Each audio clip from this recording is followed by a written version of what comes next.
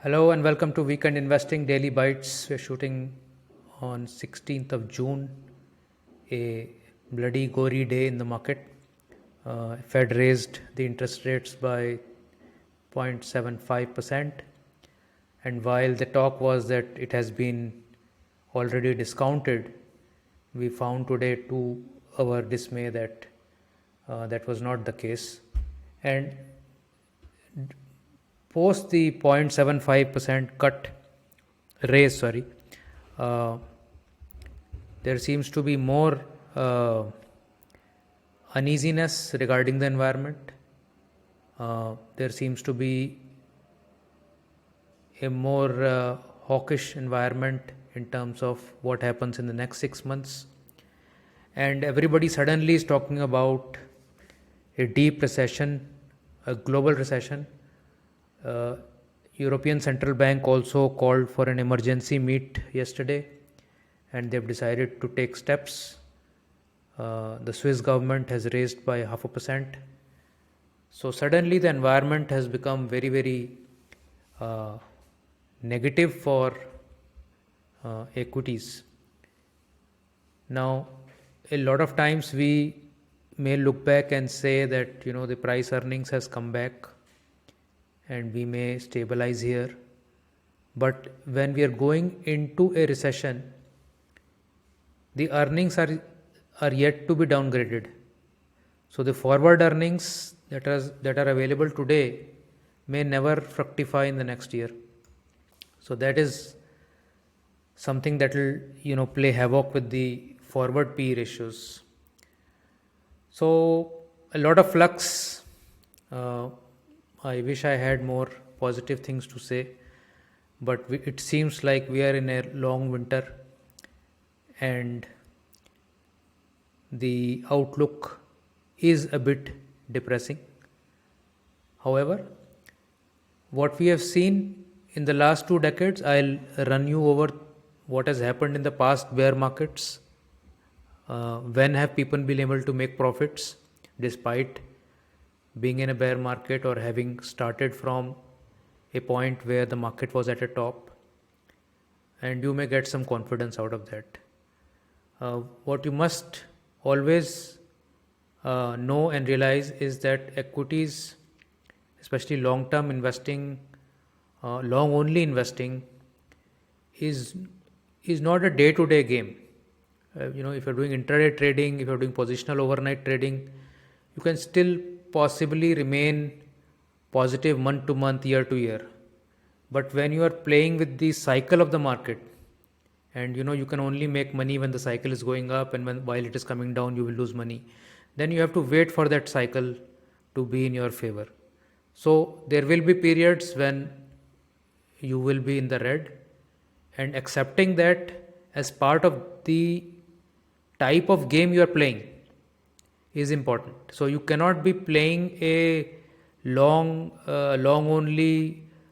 term investing game while looking at somebody who's doing intraday trading and saying, why is he making money every day? That should not be the case. So you should know the vehicle that you are using, the time frame that you are using, the expectations from the game you are playing, and not compare yourself with somebody else who's playing a different game.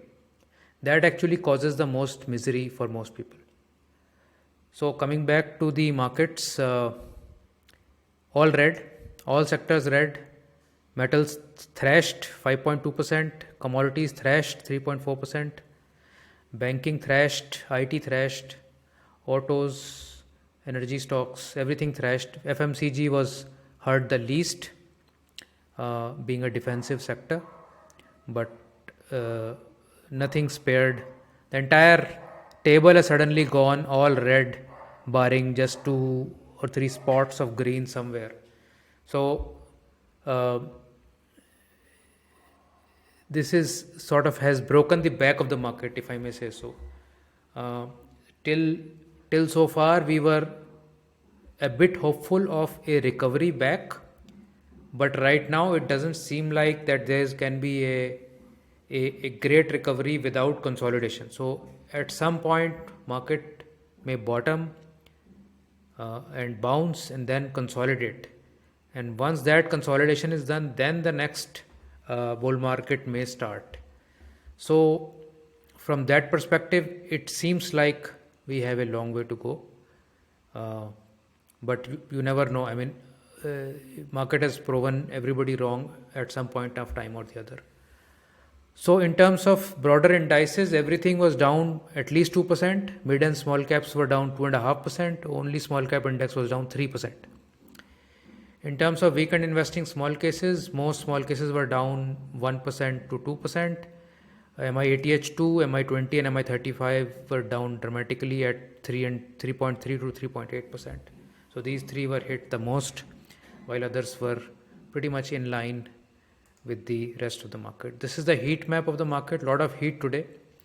The only stocks that I can see unchanged are Levers, Nestle, Maruti, Britannia, Asian Paints, Divi's Lab. Rest all dramatically red. Bharti Airtel 4%, Tata Motors 5% down, Wipro 4% down, HDFC Twins more than 2% down, TCS 2% down, Reliance 1.5% down, Bajaj Finance 3.5%, Kotak Bank 3.5%. The list is very long of the losers today. NTPC, Power Grid, ONGC 5% down. I mean, Tata Steel 6% down.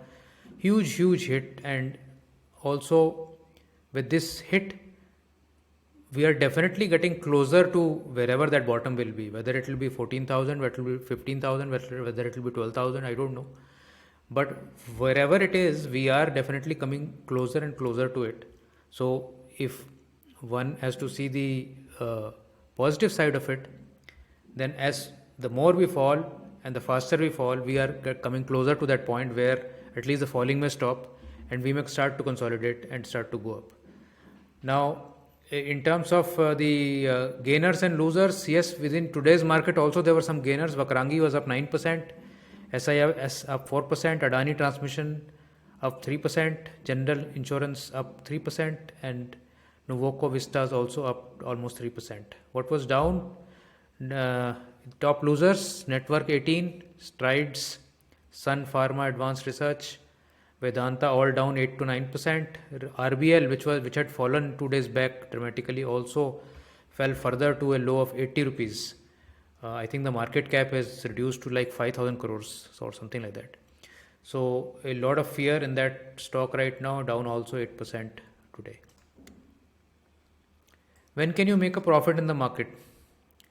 Just have the context in mind in terms of the fall here, what we have had so far versus the falls in the past. So, I mean, this is the fall after the dot-com bust.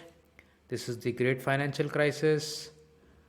These were minor falls in 2011, minor fall in 2015, COVID crash in 2020, and a minor sort of fall so far. I wouldn't call it minor, but it is nowhere near as steep as what the ones that we've seen in the past. These three ones are much more steeper, possibly between 30 and 60% or 65% actually here. But we are getting closer to falls like these. So whether the current fall will imitate falls like these, and what one more thing that you can notice, this is a weekly chart, and this is a 200 moving average. So this is a 200 week moving average, not a 200 day moving average.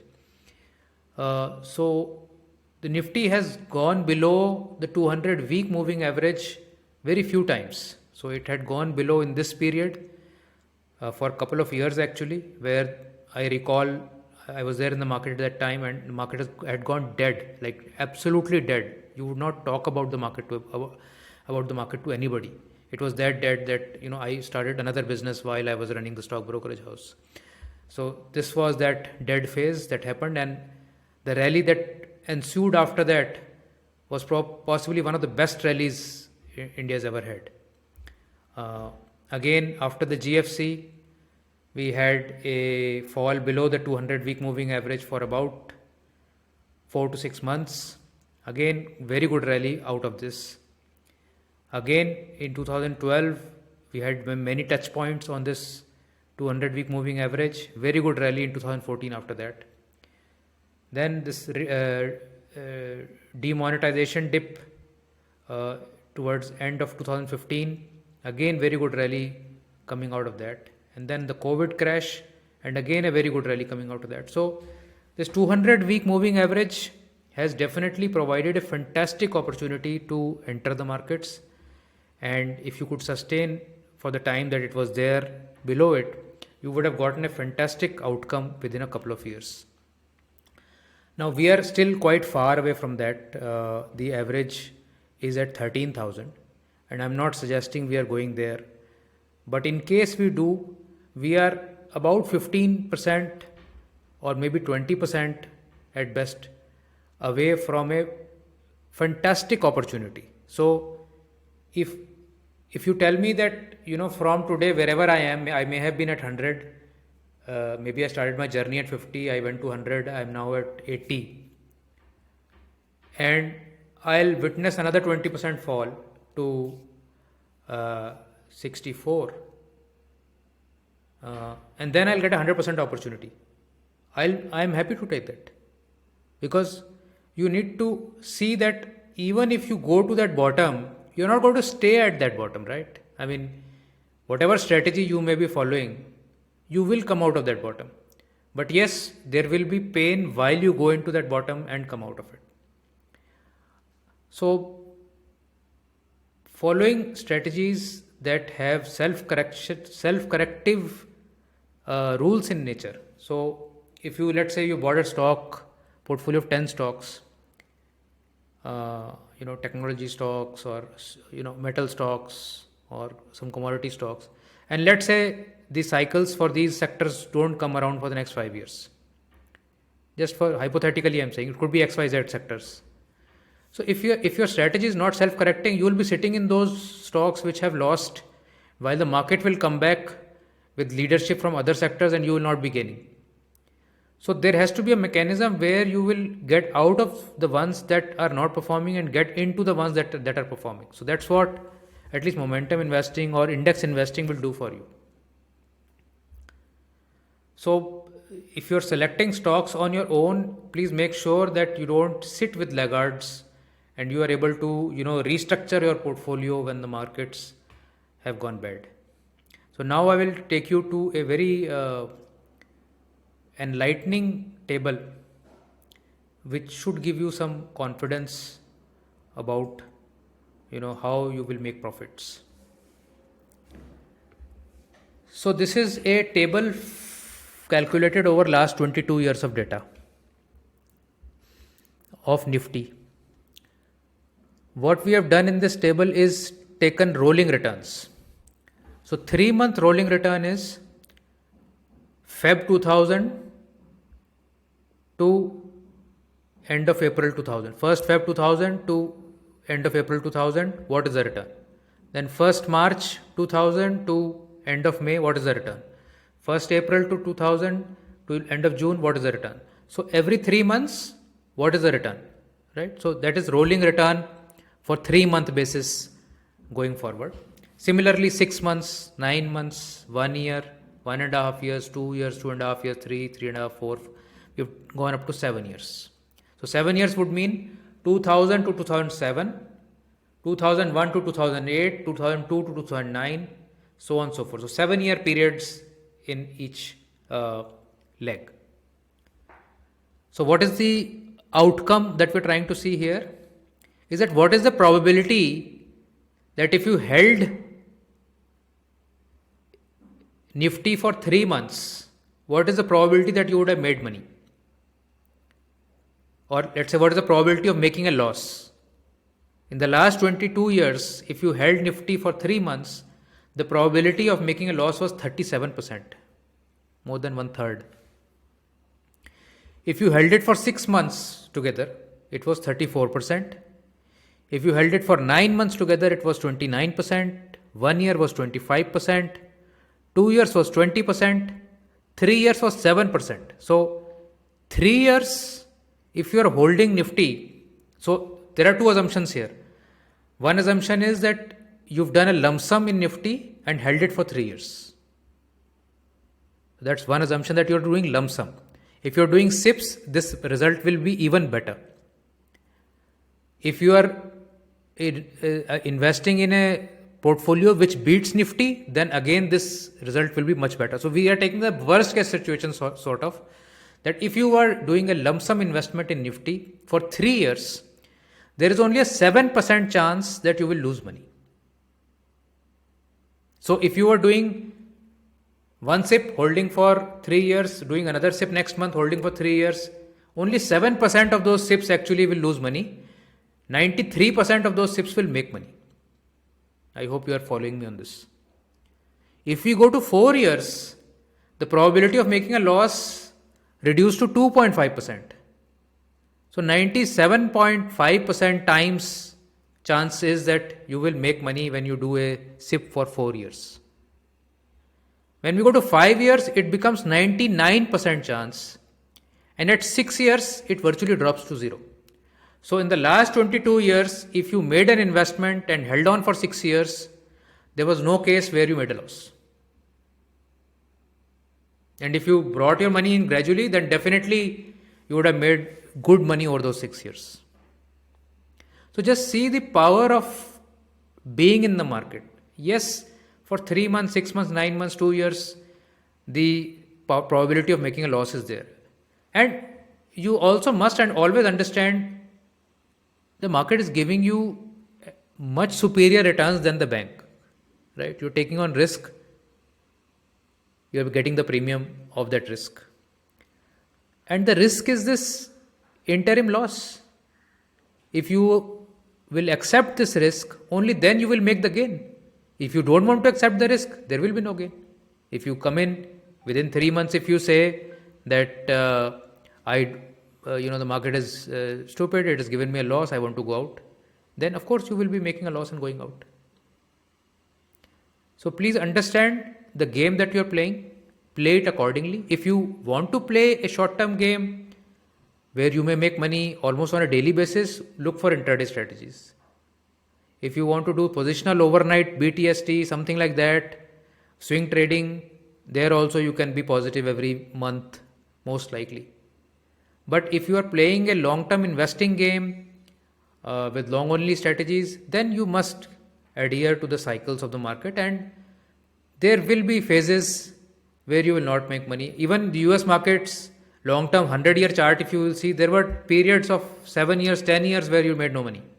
But then there were periods of 10 years where you went 5 times on your capital.